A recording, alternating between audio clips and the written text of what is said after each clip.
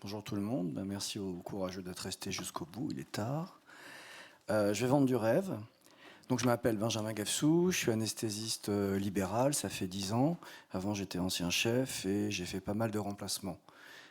Pourquoi est-ce qu'on m'a demandé de parler sur cette thématique? Parce qu'on a écrit un papier avec le professeur Damani sur la qualité de vie des personnels d'anesthésie. Il y a de ça 2 ans, et on avait l'impression à l'époque que ça manquait un peu dans notre littérature purement francophone. Quelques généralités.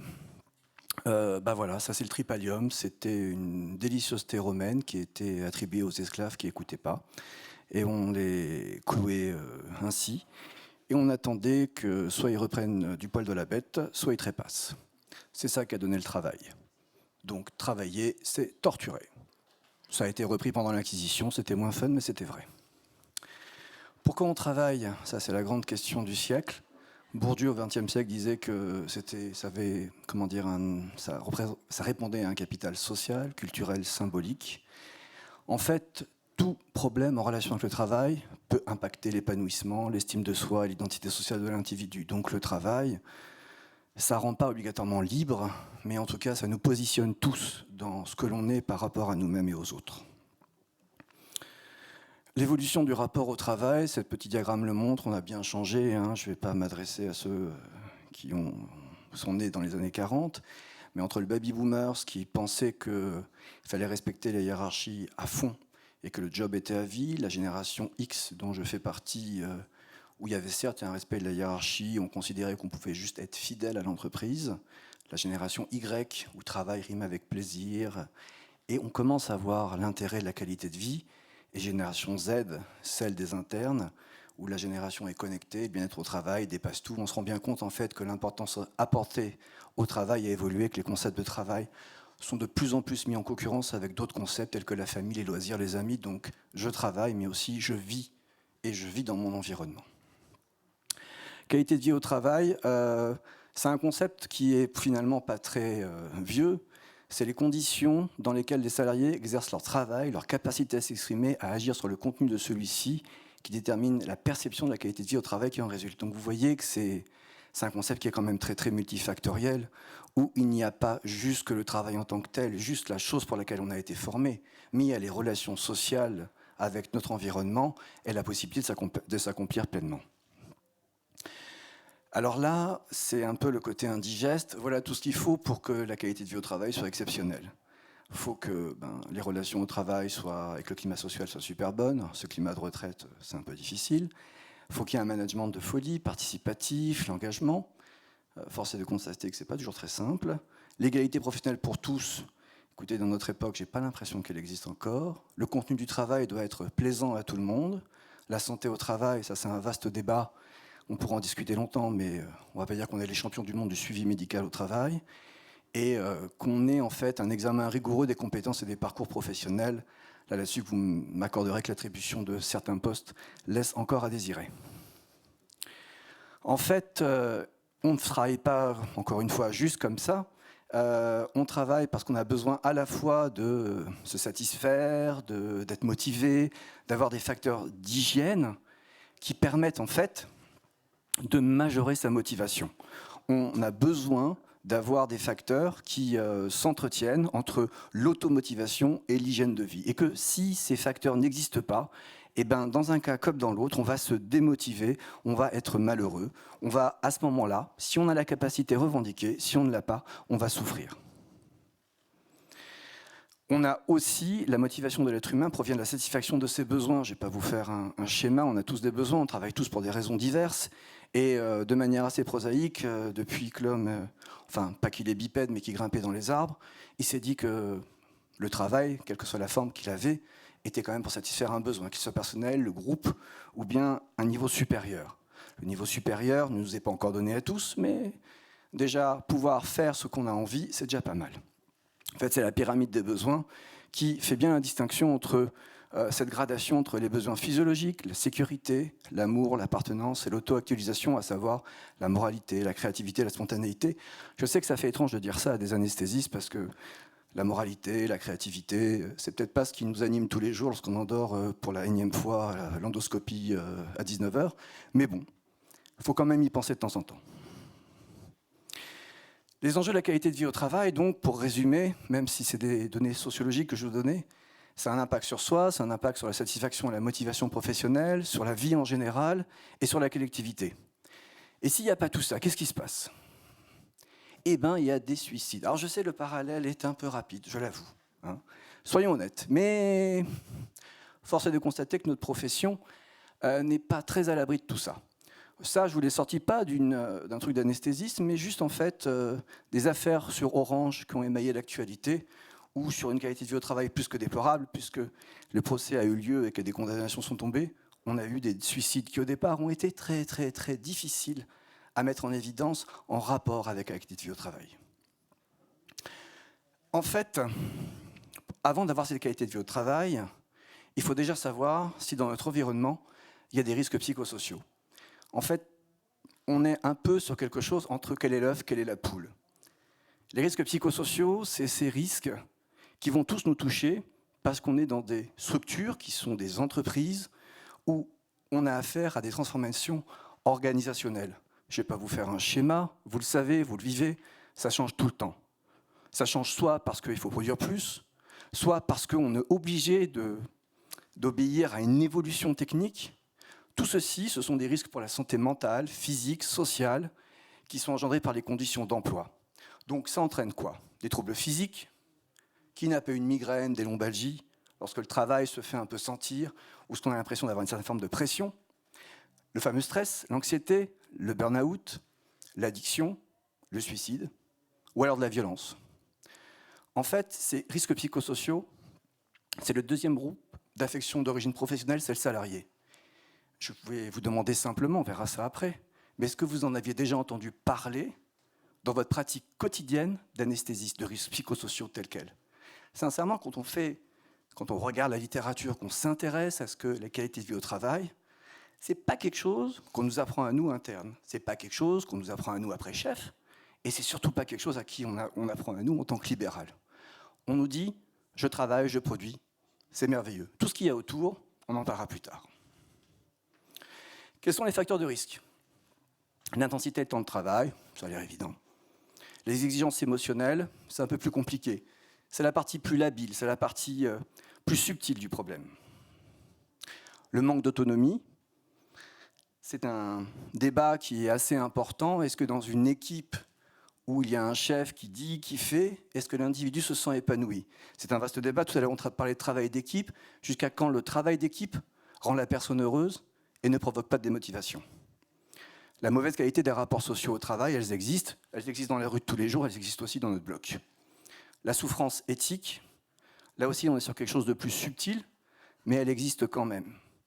Les actes que l'on fait, certaines choses que l'on fait, aussi bien en entreprise qu'au bloc opératoire, posent parfois des problèmes éthiques au personnel et engendrent de la souffrance. Je ne suis pas en train de vous dresser un inventaire à la Prévert pour vous dégoûter du travail, ce n'est pas le propos.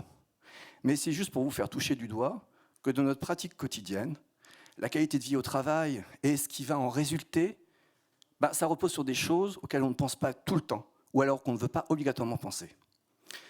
On a aussi l'insécurité de la situation de travail. Ça, je ne vais pas vous faire un dessin par rapport à ça. On peut se sentir dans une forme de mal-être de venir au travail parce que, tout simplement, les relations que l'on a avec l'environnement ne sont pas bonnes. Donc, les risques psychosociaux engendrent un stress professionnel qui aboutit au burn-out ou à l'épuisement professionnel.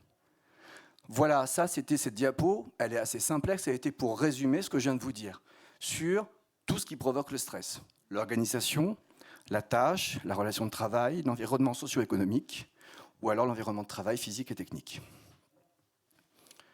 Le syndrome d'épuisement professionnel, le fameux burn-out, est-ce que vous savez d'où ça vient? Le burn-out, vous savez, on vous montre des gens qui se consument de l'intérieur. En fait, c'est un terme de l'aéronautique. Situation d'une fusée dont l'épuisement de carburant a pour résultant de la surchauffe et le risque de bris de machine. J'avoue que sur le coup, c'était un peu étrange de lire une définition telle quelle. Je ne vois pas trop comment l'appliquer à un individu. Et pourtant, ça a été fait ainsi parce qu'un psychologue américain a comparé ça, en fait, a fait une analogie en disant que c'était un état qui rend l'individu consciemment ou inconsciemment incapable de soutenir ses obligations journalières avec l'énergie et l'enthousiasme habituels. Donc, c'est quelqu'un qui, plus ça va aller, plus ça va travailler, plus il va se sentir moins capable de travailler. Alors qu'il n'y avait rien qui le prédestinait à ça. L'évaluation du burn-out, en fait, excusez-moi, mes diapos ont mal fonctionné, c'est un score. C'est ce qu'on appelle le MBI, Maslar Burnout Inventory. Un MBI 48, c'est un score standardisé qui est utilisé dans beaucoup d'études, qui reprend à peu près 3 items: l'épuisement émotionnel, autant physique que psychique, la déshumanisation de la relation au patient, le désinvestissement, la sécheresse relationnelle, la perte d'empathie et la réduction de l'accomplissement personnel avec le sentiment d'échec et d'incompétence. Il n'y a pas de système de calcul officiel, c'est assez étrange en fait. Le burn-out, c'est une thématique très d'actualité, tout le monde en parle, les revues, tout le monde. Mais en fait, il y a un taux comme ça qui traîne. On considère actuellement qu'il y a 34% des personnes qui sont en burn-out et 13% qui sont en burn-out sévère, quasiment proche du suicide ou en tout cas d'une vraie souffrance morale.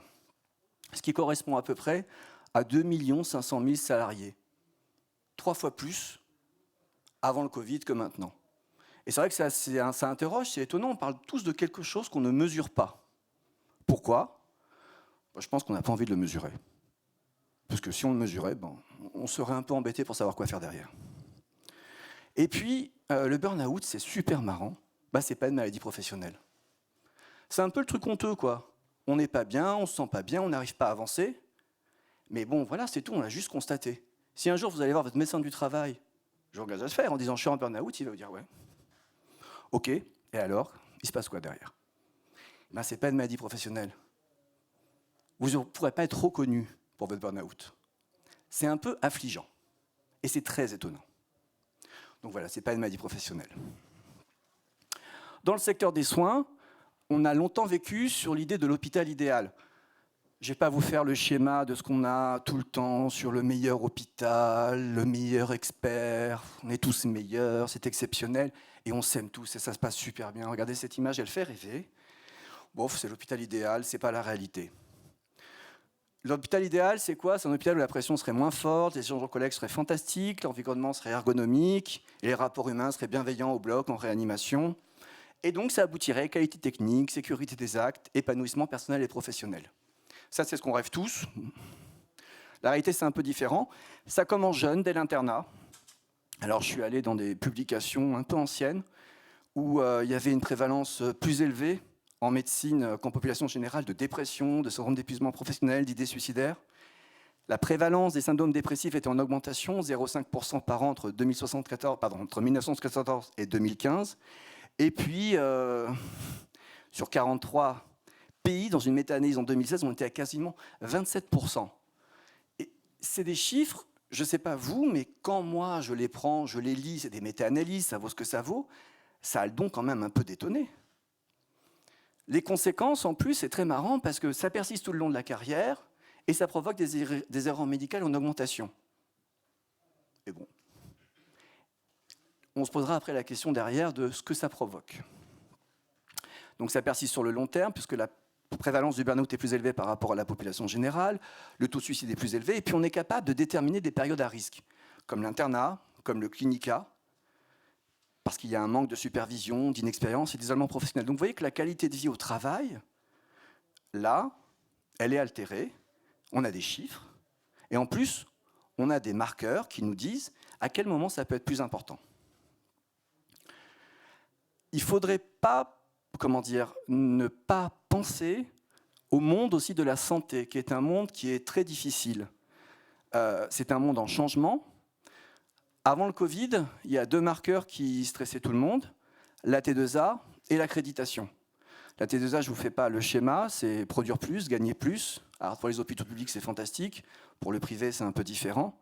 Et puis l'accréditation qui fait qu'on est tous dans une efficience, une performance hospitalière, quitte à publier parfois, pour certains établissements, à la limite, des comparaisons, se mettre en concurrence. C'est assez étrange parce qu'on provoque en fait, ou de manière involontaire ou pas, ce besoin de se comparer et ce besoin aussi peut-être de se flageller, parce qu'on n'est pas assez bien. Avant le Covid, c'était ça. Après le Covid, c'est toujours ça. Et puis, il y a surtout des gens qui ont l'impression de ne plus être reconnus au travail. Et puis, il y a des gens aussi qui se disent de plus en plus qu'ils mais ils seraient plus capables de faire le même boulot jusqu'à leur retraite. Donc ça veut dire qu'on a majoré ce sentiment que ça ne convenait pas. Alors c'est une enquête qui est parue dans la PHP, qui a plein de billets, mais qui touche tout le personnel à peu près. C'est une enquête qui est sortie en 2020-21, qui probablement n'est pas représentative de tout le personnel hospitalier, mais qui montre que quelle que soit la classe professionnelle de l'aide-soignant au médecin, ça n'a pas changé et ça s'est aggravé. Pour la trouver, cette enquête, je vous assure, faut bien la chercher. Vous ne la trouvez pas facilement. Et c'est ça qui est un peu, encore une fois, dommage.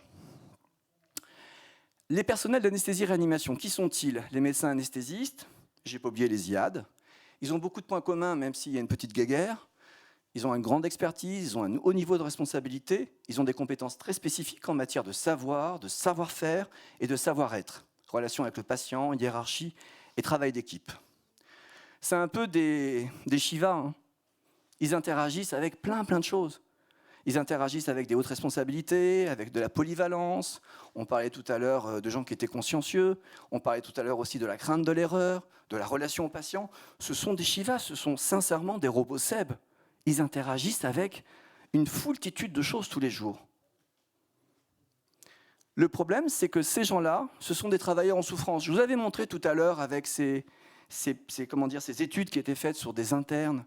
Ben là, en fait, ce sont des travailleurs en souffrance. Ils ont des troubles de la santé mentale, anxiété, dépression. Ils ont aussi des consommations abusives de psychotropes, d'alcool, de drogue. Ça a été montré dans des études anciennes. Ils ont un taux de suicide 2 fois plus élevé que la population générale. Ça, finalement, on colle assez bien à ce qu'on trouve dans les autres médecins.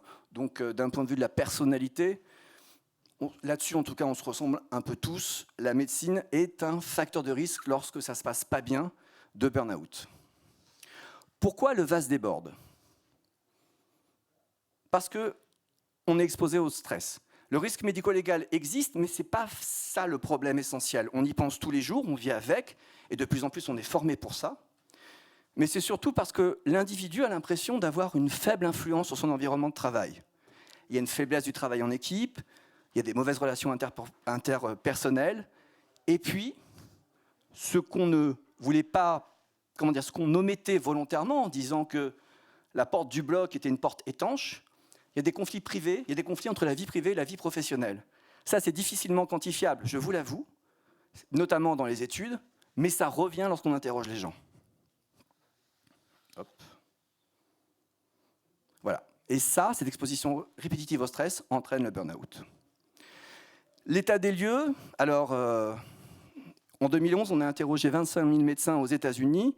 Il y a eu 1600 répondants, comme quoi ça marche. 67% d'anesthésistes, 15% de réanimateurs, 13% d'infirmiers anesthésistes. Aux États-Unis, il y a un équivalent, mais qui est un peu différent par rapport à la France. 58% étaient concernés par le burn-out. 58%. Imaginez si on avait fait les 25 000 médecins. C'est quand même assez prodigieux. Il faut faire attention aux idées reçues. On croit que le burn-out, c'est l'apanage des gens qui sont dans le travail tout le temps, vulgairement parlant, à la mine. En fait, pas obligatoirement, c'est aussi l'apanage des gens qui sont en début de carrière, les internes, c'est ce que je vous disais tout à l'heure, des gens qui, à un moment donné, vont sentir qu'il va y avoir une passation entre l'internat et le clinica. La jeunesse constitue un facteur de vulnérabilité vis-à-vis de l'épuisement professionnel, avec un risque très élevé chez les internes. On a un peu de mal, aussi, à démontrer l'impact des modes d'exercice, l'hospitalier versus le libéral, la pratique générale versus l'universitaire, ou bien le sexe. Il y a une étude qui a été faite chez les internes parisiens, qui a été faite en 2020, on est autour du Covid. On a eu 520 réponses sur 2000 étudiants, 41% étaient étudiants en réanimation, 60% d'hommes, un niveau de formation sensiblement identique.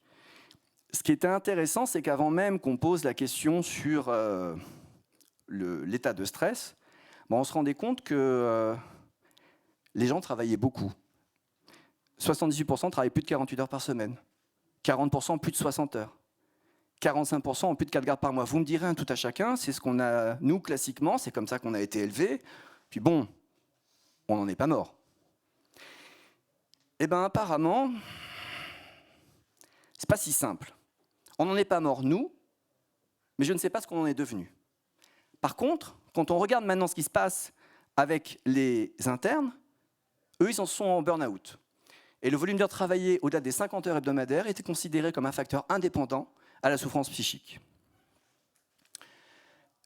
Les autorités, le CEPHAR, l'ASFAR, ont pris conscience du burn-out. Il y a une commission SMART qui existe, santé des médecins anesthésistes réanimateurs au travail. Je vous engage à aller sur le site, ça permet de faire des autotests, à réaliser individuellement en équipe, et puis il y a des fiches pratiques à télécharger sur le thème du harcèlement, de l'addiction, du suicide. Donc il serait faux de dire en même temps qu'on ne se charge pas, que les gens qui nous encadrent, l'ASFAR, le CEPHAR, ne se préoccupent pas du problème. Mais c'est une prise de conscience depuis 2009. Ça veut dire que quand même il y a un long chemin à faire, et que, je ne sais pas vous, mais moi quand j'ai demandé autour de moi qui connaissait la commission SMART, bah, j'en ai pas beaucoup. Il y a aussi un numéro de téléphone, Allo Burnout. Bah, vous connaissez le numéro Allo Burnout, vous? Moi, je ne le connaissais pas.